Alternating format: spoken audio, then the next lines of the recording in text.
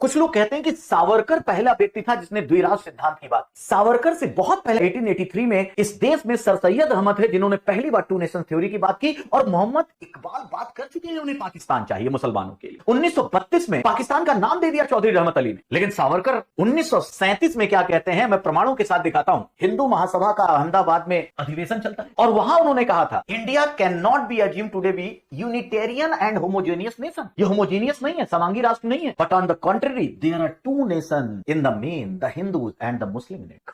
नकारा नहीं जा सकता। उनकी किताब है एसेंस ऑफ हिंदुइज्म, उसमें भी जाकर आप इन बातों को देख सकते हैं। लेकिन केवल आलोचना की आलोचना नहीं, बल्कि और इन्होंने बहुत सारी ऐसी बातें की, हिंदुओं के अधिकारों की बात की जब मुसलमानों का तुष्टीकरण अधिक हो रहा था। और यहीं से न्यूटन थर्ड लॉ लागू हो जाता है, एक्शन और रिएक्शन, क्रिया प्रतिक्रिया में हिंदू मुसलमान समूह हो गए, कम्युनलिज्म को बढ़ावा मिला। इस बात से कैसे इनकार किया जा सकता है? लेकिन क्या द्विराष्ट्र सिद्धांत के जनक थे जैसा विपक्ष पार्टी या फिर जो आप ये कहें कि दक्षिण पंथ के खिलाफ लोग कहने लगते हैं? मतलब ये कहा जाना कि नहीं, जिन्ना से ज्यादा उम्मीदवार सावरकर थे, तो ये भी एक गलत बात। जिम्मेदार थे, हाँ थे, क्योंकि उन्होंने भी एक तरह से जो आग में घी का काम किया। भले ही हिंदू अधिकारों की बात की अपने पक्ष से, क्योंकि तुरंत देखिए 1943 में जब उनसे पूछा गया कि ये जो बात कही आपने, इसको स्वीकारते हैं? उन्होंने कहा, I have denied that I stated there are two nations in Hindustan. Journalist conveniently published a brief and out of context report. खुद उन्होंने डिनाई किया। खैर, उनकी बात अगर मानते हैं बहुत अच्छी है, नहीं मानते, द्विराष्ट्र सिद्धांत के रूप में उन्होंने कभी नहीं कहा कि उन्हें हिंदू केवल भारत में चाहिए। उन्होंने भारत के विभाजन की बात कही, ये नहीं स्वीकार जा सकता एविडेंस को देखते हुए। खुद उन्होंने अपनी बातों से, अपनी इस बात से कहा भी